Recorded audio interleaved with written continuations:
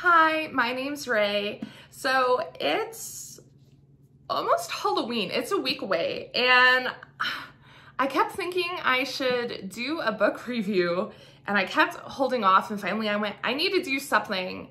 And I really love this book, and it's a graphic novel actually. And I figured, well, hey, I've read it before because originally I was going to do a Sally review in the books over there. But it occurred to me, I was like, I'm still reading it. Like, I don't want to like do a review and then not, like, you know, not be able to tell you about it. And it's almost Halloween. So this is a fast read though, because it is a graphic novel. But yeah, so I mean, just look how cute that is, right? I mean, it's so colorful and just whimsical and cute. And the characters are great. And so I wanted to bring this to your attention. It's called Hooky. Not entirely sure. It occurred to me before. Some of you might call it Hooky because you pronounce it like Hook, like, right? Like Captain Hook. I was raised by Minnesotans, so I overpronounce my O's, so I call it Hooky. But you might call it Hooky. So let me know, I guess, how you pronounce it. Do you say like Captain Hook, Hooky? Or do you pronounce it like me, Hooky? But either way, it's super cute. You can read this two ways. The way that I originally read this was through Webtoons. I kind of stumbled upon Webtoons. It's an app on the phone. I'm not entirely sure if you can get it on like a laptop. I'm sure maybe through an app you can. I don't know if it's a website or not, so you should tell me and look that up. But it is on Webtoons. I originally downloaded Webtoons for like one other comic, and originally I'm not a big comic person, and so I just didn't grow up reading comics, and so I was like, I'm never gonna read anything else again. I'll just, you know, have this app for this one other thing. I stumbled upon Hooky and loved it. It's so cute, it's so magical, and it's funny, and so cute. So that is one of the ways that you can read it. It is finished now on Webtoons, so I think there's maybe like 15 free episodes, and then after that, every day you'd have to log in and get another episode. There's, if I remember correctly, about 3 seasons, so that might take you a while, but if you're fine with that, then it's so worth it. I have realized after reading this that there are a couple things that are missing that were in the Webtoons that wasn't in the book, but it was like a subplot, like subplot characters that really had nothing to do with this. It was just a really cute story subplot. So it was, what I noticed was missing was the huntsman subplot. And really I personally really liked reading about that because it shows Dorian and Danny just being really cute in that scene and just very innocent.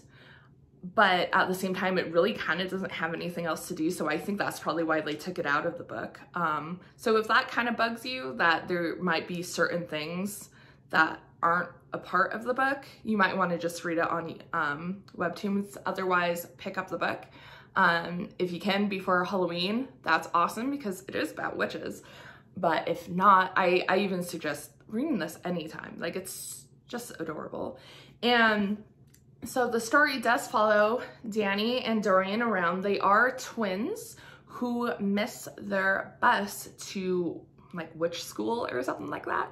And instead of going back to their parents because they're afraid their parents might be angry about it, they decided to go to their aunt's house. And their aunt is like the definition of the evil witch. Like, you look at her and you're just like, oh, she's evil. And she kind of makes them clean. And when they do that, she sends them on a mission to bring somebody to jail. And later on, you end up realizing who that somebody is and that he's kind of important. But through some shenanigans, Dorian finds an egg dragon egg, and he's super fascinated with it, and he tries to steal it. And he ends up not getting it, but because of that, they realize they can't go back to their aunt's house. So they fly, or try to fly, the broom breaks because they're both sitting on it, and it breaks, and they end up on this train going to a town, and there they meet Nico, this kind of scrappy riffraff boy, and he brings them to Master Pendragon's house. Master Pendragon is a soothsayer, he is a witch, and he tells them that they can be his apprentices.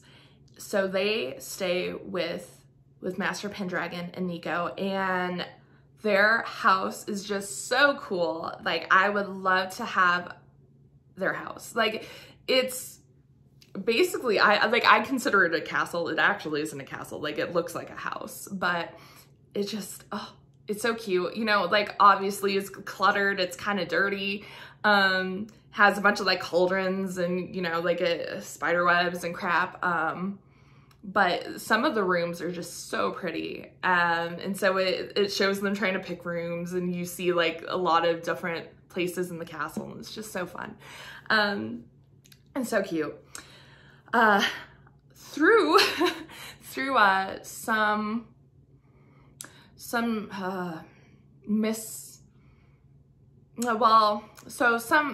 mayhem, the witches are kind of plotting to take down the humans, and so they're stealing princes. And Princess Monica, her betrothed, gets stolen, and so she decides, I'm going to be a hero, and she sets off on this quest to go find her prince.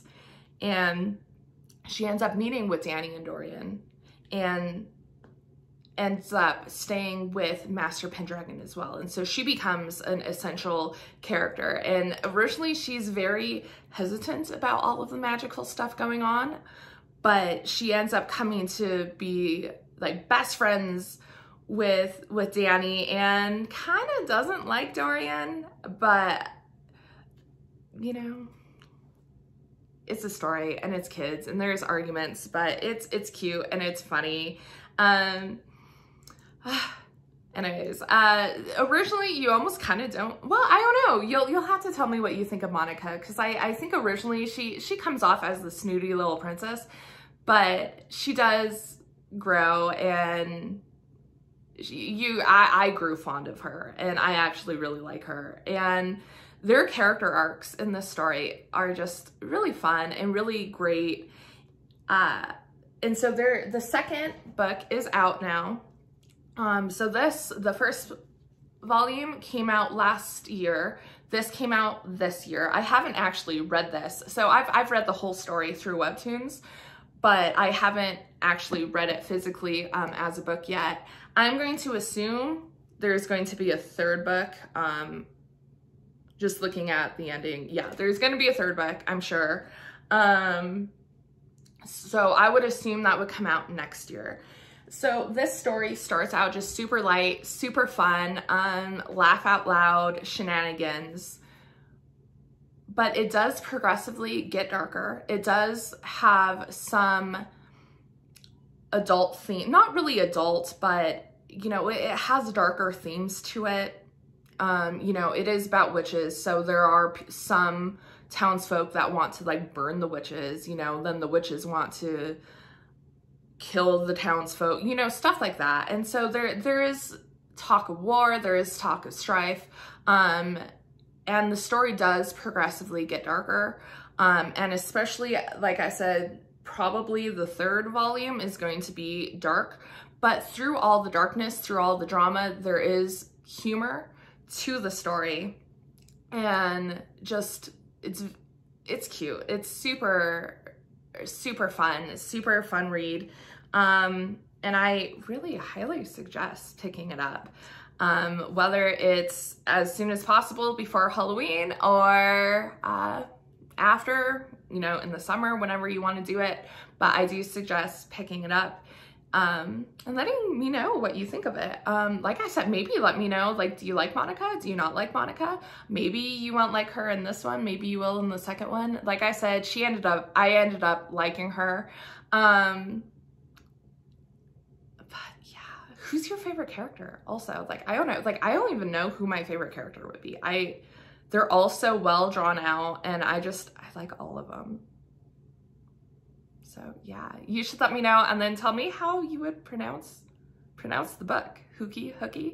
Oh, and then I just want to bring up Miriam. I'm gonna assume that's how I'm really bad at names, so sorry if I ever mispronounce that. I mean, once again, I'm not even sure I'm pronouncing the name right of the book, but Miriam, she is from Spain.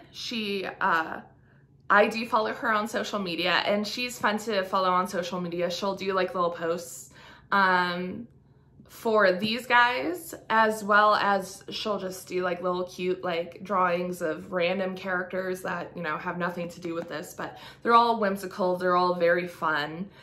And yeah, I would suggest even looking her up and following her.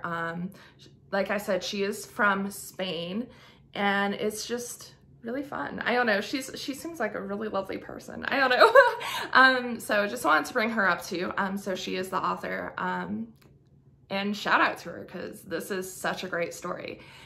But yeah, so let me know what you guys think, and I hope you have a lovely, spooky Halloween.